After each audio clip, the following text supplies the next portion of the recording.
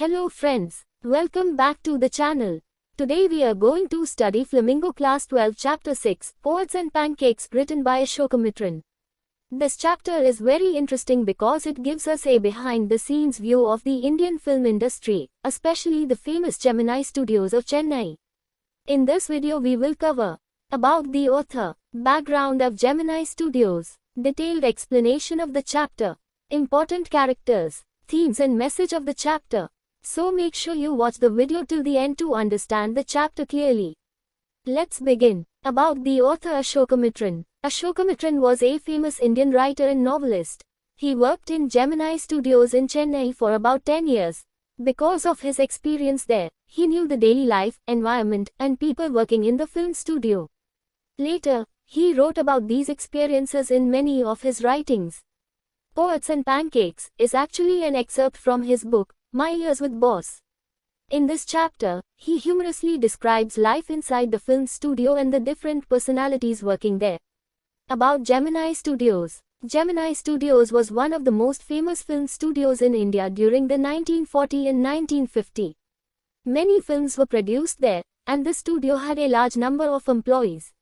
There were many departments such as Makeup Department, Story Department, Public Relations Department, Office staff, actors and technicians. The author worked in the Public Relations Department, where he collected and distributed information about the studio. The studio environment was always busy and full of activity. The Makeup Department, one of the most important and busiest departments, was the Makeup Department. Here several makeup artists worked under bright lights. They used a special makeup called pancake. What is pancake? Pancake is a type of thick makeup used in films to make actors look attractive under strong studio lights. Large quantities of pancake makeup were used every day.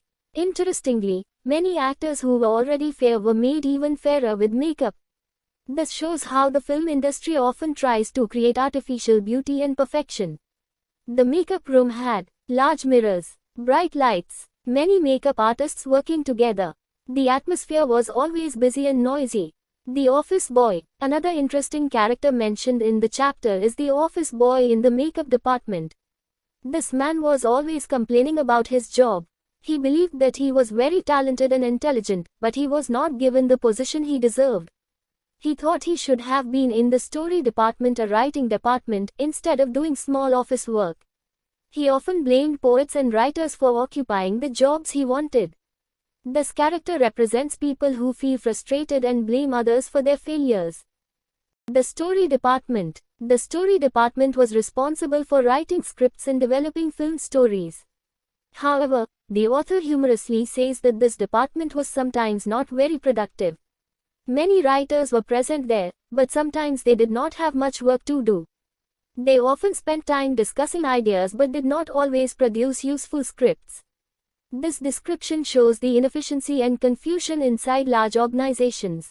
Subbu, the most popular man. One of the most important characters in the chapter is Subbu. Subbu worked in Gemini Studios and was known as the most helpful person in the studio. Everyone liked him because he was friendly, he was intelligent, he helped others solve problems.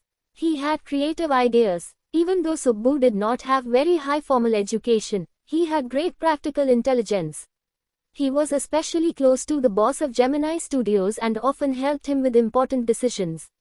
Subbu was also talented in story writing and poetry. Because of his helpful nature, he became one of the most respected people in the studio.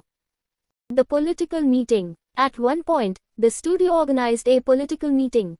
Many intellectuals and people interested in politics attended the event. The studio often tried to present itself as a place that supported social and political awareness. However, sometimes such meetings were organized more for public image than real interest. Arrival of a strange visitor. One day, a tall foreign visitor came to Gemini Studios. He looked uncomfortable and confused.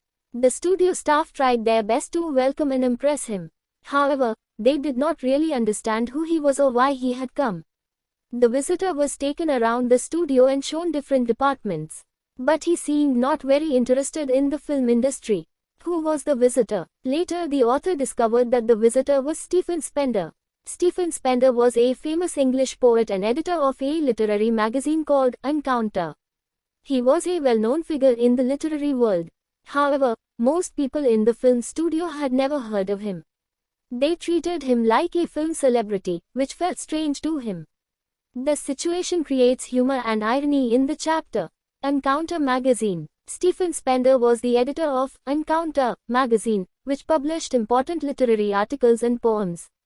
The author later realized that Encounter was a respected magazine in the literary world.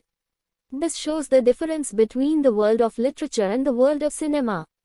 People in Gemini Studios were more familiar with film personalities, while they knew very little about famous writers and poets.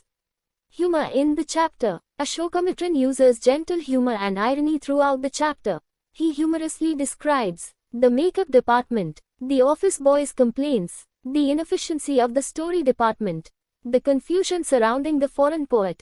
Through these descriptions, the author presents a realistic picture of life in a film studio. Themes of the chapter. This chapter explores several important themes. 1. Reality of the film industry. The author shows the behind-the-scenes life of film production. 2. Human ambition and frustration. The office boy represents people whose dreams are not fulfilled. 3. Difference between literature and cinema. The chapter highlights the gap between literary culture and film culture. 4. Humor in everyday life. The author uses humor to describe ordinary situations in the studio. Message of the chapter. The chapter teaches us that every workplace has different personalities and struggles. People often misunderstand others' professions. Success does not always depend on formal education. Real life is often different from what we imagine. Conclusion. So friends, in this chapter, Poets and Pancakes, Ashoka Mitran gives us a humorous and realistic picture of life inside Gemini Studios. Through characters like the office boy, Subbu, the makeup artists, Stephen Spender, the author shows the working environment, ambitions, frustrations, and humor of the film industry. It is not just about films, but about human nature and society.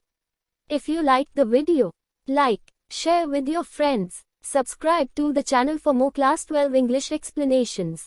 Thank you for watching.